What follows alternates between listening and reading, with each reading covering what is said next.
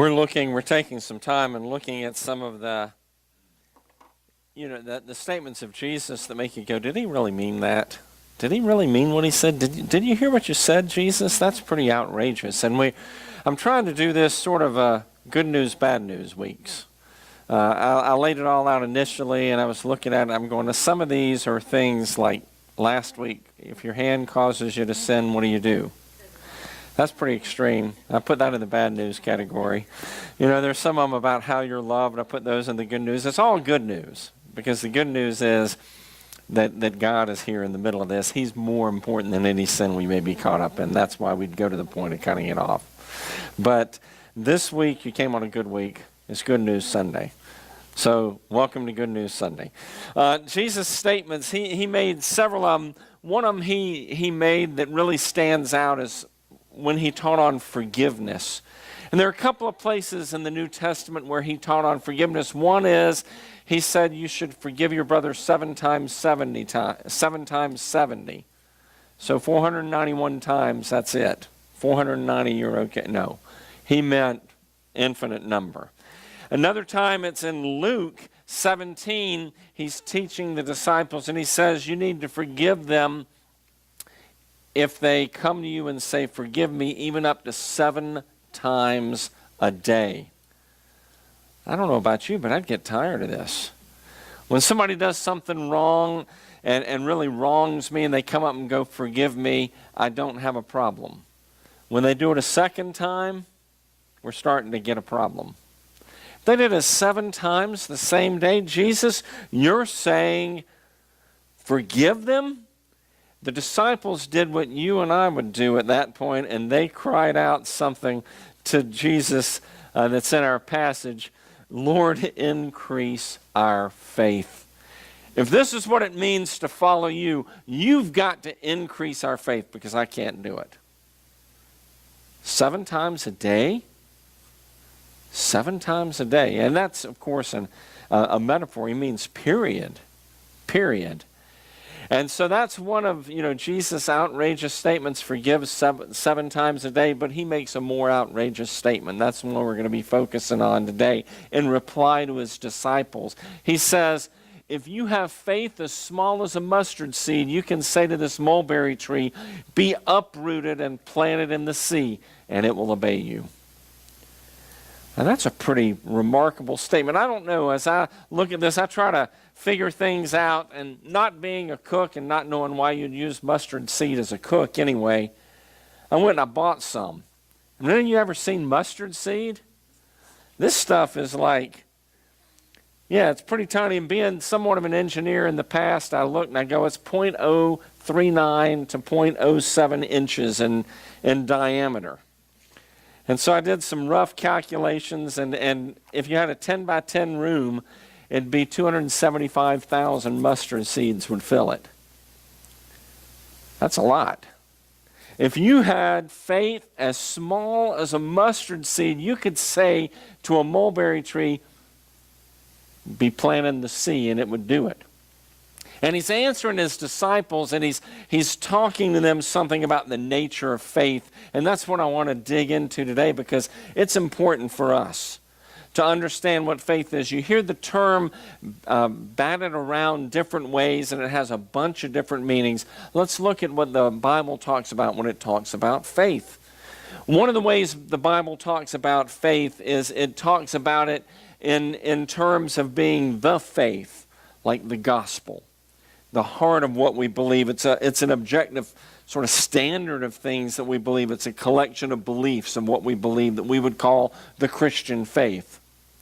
And there are places in the Christian faith where we may differ from others by denomination, but by and large we hold the same core truths about Jesus, about the Bible.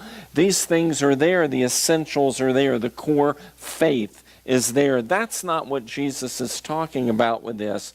What I want us to do is take a few minutes and look at what's the nature of faith first. What's the nature of it? Hebrews 11:1 says, faith is confidence in what we hope for, an assurance about what we do not see. And it's saying this in relation to Christian faith. It's not saying, you know what, I am confident that there is a brand new Mercedes out there with my name on it. And I have the assurance about it, even though I don't see it. I know that's not what it's talking about. It's talking about it in relation to God. And we bat the word around, like I said, a bunch. And I wanted to show a clip that is probably our most common notion about what faith is I think illustrated here. It's a leap of faith. You must believe, boy. You must believe.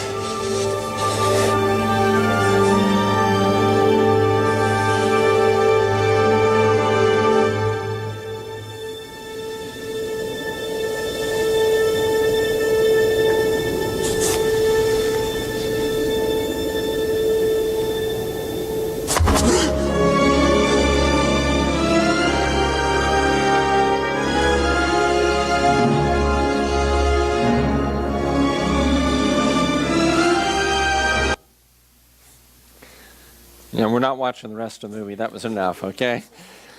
What do you get as the idea of faith at that point? Stepping out into the darkness, right?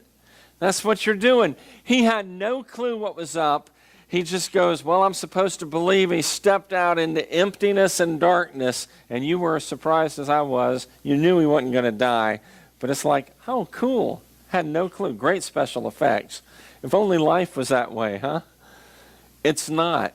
And a great definition of faith, faith stepping forward not into darkness, but into the light which God's given. He's given us some light, hasn't he?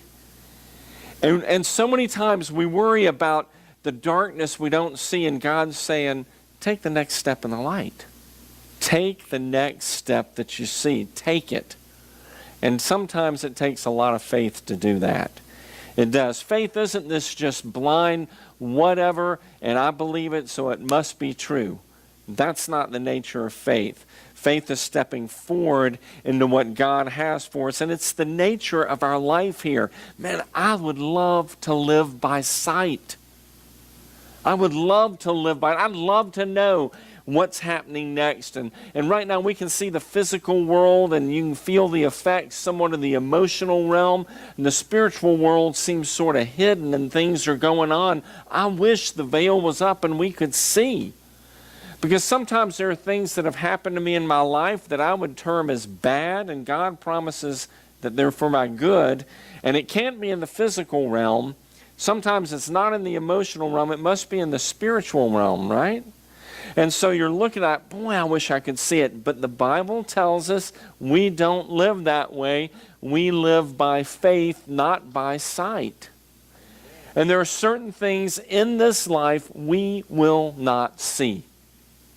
And so we have to operate based on faith given to us, and we've got to have it. Have you ever seen somebody live a life totally without faith? I mean, not being funny, I've dealt with a number of atheists and agnostics, and they have faith that their belief is true. I mean, I'm talking just living life without faith, period. You can't. You've got to have it. And as a Christian, you have to have faith in God and in what He does and has done for us. In Hebrews 11:1, you got that great definition of faith as the assurance of things hoped for, the conviction of things not seen. A little bit later, it says this, without faith it is impossible to please God. Because the one that comes to Him must believe that He exists and that He rewards those who diligently seek Him. You've got to have faith to please God. What is it? What is this faith? It's a gift of God. Do you know that? You don't believe in God because you're that smart, or because you figured it out and everyone else hasn't, or you just happen to luck into it. According to the Bible, faith itself is a gift from God, not of yourselves.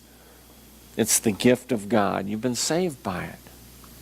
Faith is a gift of God, and I think at times it works in us and we go, yeah. Have you had those moments? Where something happens in you and you go and you know, this is it. This is real. This is God. And you step into that. It is a gift from God. And at the core of what faith is, it's not that set of beliefs that we share in common, although that's another word, another use of the word. What faith is, I think at its very core, is it's an open heart and life toward God. Does that make sense? You don't understand what's happening around you. You don't quite make sense of all the pieces, but you go, you know what, God? I know you're real. I know you are active in this, and I am going to trust you in this. And rather than hardening my heart to God and to the situation around me, I'm opening it to you, God, and I'm going to trust you in this situation. No matter what it may be, the young Muslim man, Iranian man, who's a Christian now, where did he have to open his heart?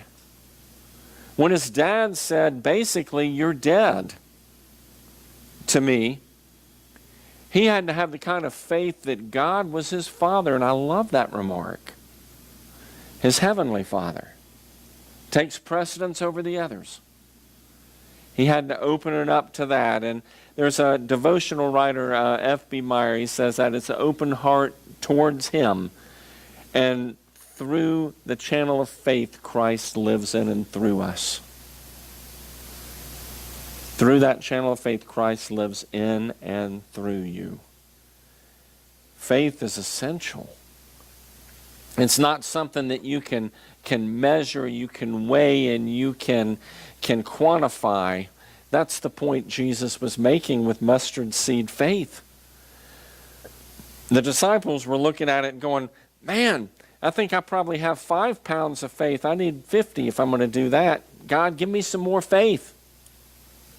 And Jesus is going, you misunderstand faith. Faith, like a mustard seed, you can say to this tree, be uprooted, be planted in the heart of the sea, and it'll happen. It'll happen. It's not something that it's by quantity. It's the nature of faith. So knowing that what faith is that openness toward God and that expectation. I think another good word is an expectation that He's active. Because you can have a resigned type faith. Well, God's just going to do what He wants to do, and you go live your life. But as a Christian, there's got to be that openness toward God, and there's an expectancy that He is at work. And He's doing something here. And I'm going to trust what He does more than trust what I want. Does that make sense? That's the essence of it. So knowing that, how do you nurture faith? How do you nurture it? If you've got faith, if you're a follower of Jesus Christ, you've got faith. How do you nurture that faith? How do you cherish it? How do you make it through the work of God's Spirit in you something that's stronger and something that is able to withstand all the storms? How do you do that? Well, the first thing is plant it deep. Plant it deep. Jesus told the story about the kingdom of God, and it was like a sower sowing seed. Anybody remember this in Scripture? Some of it fell along the rocky path. What happens to seed that falls on rocky path? Yeah, birds get it, boom. Some of it fell and it didn't go down too deep, and what happens? Springs up, no root, dies. And then some fell among thorns and it was choked out and was not fruitful. Some fell in good soil where it bore fruit 30, 60, 100-fold. Sometimes I think the faith that we have, we can be like that on the path or that in just very shallow stuff, and there's a real excitement, but then when things happen, boom. And we need to take the faith that we have and move it deep into the core of who we are. I love, how you define yourself here. Man, my first definition for myself, and I fail so many times in faith today, it's not funny, is I'm a Christian. Because that's how I want my core identity. I want my core identity to be about Jesus, because I know if it doesn't start deep down inside of me, by the time it works itself out, it's useless. So it's got to be planted deep in my heart That means I do need to pray about it, that I do need to study it, that I do need to grow in it. It's just deeper and deeper. I love it. Dave, I'm going to tell you, I love one of the things I love about Dave is he gets into something, and bicycling is one of them. So he gets a bike and he learns everything about it and all the components and all this kind of stuff, and he digs into it. That's growing deep into cycling. Well, how about, and he does it in Jesus too, but how about in Jesus? That should be the hallmark we all do. We plant it deep in us. We plant it deep. The second thing that we've got to do is remember, you'll go through dry times. You're going to go through times where you go, God, where are you in the middle of this? I cry out, I hear nothing. Where are you? And you have to step back, and if you read the Psalms, it's there. And they take you back to remember when God, remember when you did this, you did this, you did this, you did this. And the guy's crying out, the psalmist is going, Lord, help me, the waters are coming over my head. And he's going, remember, God, when you did this, this, this, this, this. And by the end of it, he's praising God. Why? Because he remembered what God did, and he's going to do it again. That's the kind of God he is. You've got to remember what he's done in the past or in even the dry times. And that memory's there. In Israel, they'd set up stones of remembrance. They'd do things like that. It's remembering where God's been powerful in your life. If you don't journal, that's okay by habit. But there are times you ought to write notes and put it somewhere safe. When you know God's done something powerful in your life, don't just go, I'll never forget that, because guess what? You will. Write it down. Put it somewhere. And go back and look at it at times. Because God is at work, and what you're doing is remembering with that. And that builds faith now when I go through difficulty. And sometimes you just simply have to hold on fast. Everything around you looks like it doesn't make sense. And it's leading a different way away from God. You've got to hold fast. In Deuteronomy chapter 13, in the Old Testament, God says something to his people that is pretty remarkable. He goes, if a prophet or a dreamer of dreams arises among you, and he performs signs and wonders, and he says, let's go follow other gods, and those signs and wonders come true, don't do it. Don't do it. Hold fast to God. No matter what you may see with this, God's at work, and specifically in Deuteronomy, he says God's seeing whether or not you will turn from him with that. Hold fast to God. Because sometimes that's all you can do. And just hold on. You don't see where he is in it. You don't see all that's happening. Hold on. Hold on to him. Hold on to his truth. Hold on to the promise that he has even for you. Friends, I've been through things before where as a believer, you step into some sin that you look at and you go, how can this happen? And the devil is sitting there and he's real and he's going, and you call yourself a Christian? And if you listen to him, you start going, no, I can't be a Christian. So I may as well just do other stuff. What in the world? And you walk away. Don't. Hold fast to what you know. Hold fast to him. And then the last one is use it. Use it.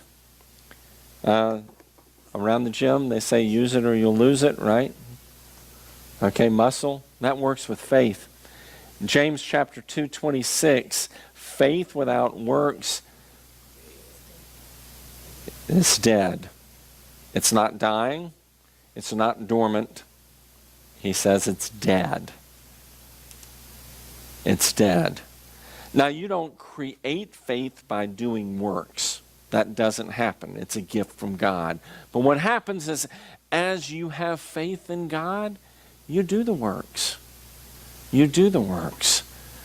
And that's just a natural growth of who you are.